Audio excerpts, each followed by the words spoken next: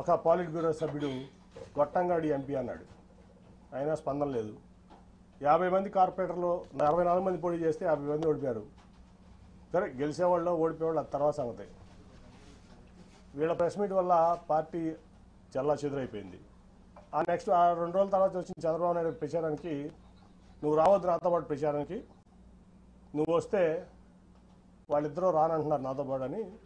Okay sir మీరు వెళ్ళండి అని చెప్పి పంపించడం జరిగింది. ఒక సిట్టింగ్ ఎంపీ లేకుండా కార్పొరేషన్ ఎలక్షన్స్లో నా కూతురు నుంచోబెట్టి నా డబ్బులు ఖర్చు పెట్టుకుని నేను లేకుండా ప్రచారానికి వచ్చాడు ఆయన, ఒక పార్టీ అధ్యక్షుడు. అట్లాగే అంతకుముందు మీకు అసలు యాక్చువల్గా చెప్పాల్సింది ఏంటంటే, రాబిన్ శర్మ టీము నేను నెట్టనారాయణ గారు కూర్చుంటే వచ్చి, సార్ మన పార్టీకి 5 సీట్ల కంటే ఎక్కువ రావట్లేదు ఎలక్షన్లో, దీనికి అసలు మరి ఏం చేస్తారో తెలియదంటే, నువ్వు ఆ రిపోర్ట్ ఎక్కడ బయటికి పెట్టమాక, మీరు నెట్టనారాయణ గారు సాక్ష్యం దీనికి, నువ్వు ఆ రిపోర్ట్ ఎక్కడ బయట పెట్టమాక, నేను చూసుకుంటాను. ఆల్రెడీ రంగంలో ఉన్నారు 64 మంది, నీరు గారిపోతారు, చాలా ఇబ్బంది పడతారు, సెల్ఫ్ కాన్ఫిడెన్స్ కోల్పోతారు, అసలు ఎక్కడ బయట పెట్టమాక నేను చూసుకుంటానని చెప్పి నేను ఫండ్ చేసి, ఏ ఒక్క రూపాయి పార్టీ కానీ ఆడ ఇన్ఛార్జ్ కానీ ఒక్క రూపాయి ఇవ్వాలి ఒక క్యాండిడేట్కి, మొత్తం నేను ఫండ్ చేసి నేను నుంచోబెట్టి నేను గెలిపిస్తే వీళ్ళు మొత్తం చెడగొట్టారు. 14 గెలిచాం ఫైనల్గా.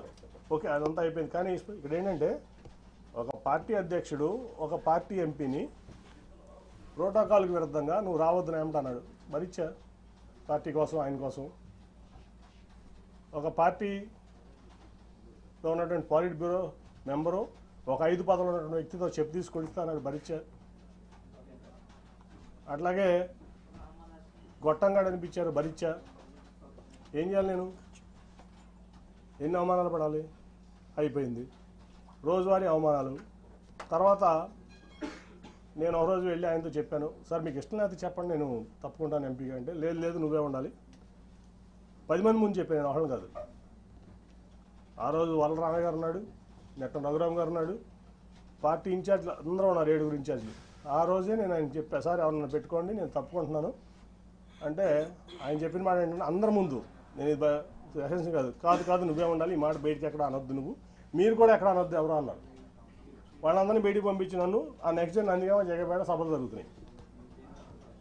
లేదు నువ్వు ఆ మాట అనమాక, నువ్వే నుంచోవాలి ఎంపీగా, మళ్ళీ నువ్వు లేకపోతే పార్టీ ఇబ్బంది పడుతుంది, రేపు జగపేటకు నందిగామ సభకు కూడా నువ్వు రావాలి, లేకపోతే సభలో సక్సెస్ అవ్వని చెప్తే, ఓకే సార్ మీరు ఏది చెప్తే అది చేస్తారు, కానీ అవమానాలు నేను భరించలేకుండా ఉన్నాను, వీళ్ళతో కలిసి పనిచేసే పరిస్థితి నాకు లేదు, కాబట్టి నా రిలీఫ్ ఇప్పిస్తున్నా అంటే ఒప్పుకోలేదు ఆయన.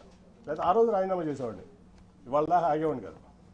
తర్వాత అయిపోయింది. సరే, ఎవరికో నా కుటుంబ సభ్యుడికి ఎంపీ సీట్ కావాలనుకున్నారు, ఇవ్వచ్చు, తప్పలేదు. ఇప్పుడు ఎంపీ సీట్లు కావాలంటే 6 ఎంపీ సీట్లు టీడీపీలో కమ్మ సీట్లు ఉన్నాయి. విశాఖపట్నం, రాజమండ్రి, ఏలూరు, విజయవాడ, గుంటూరు, నరసరావుపేట.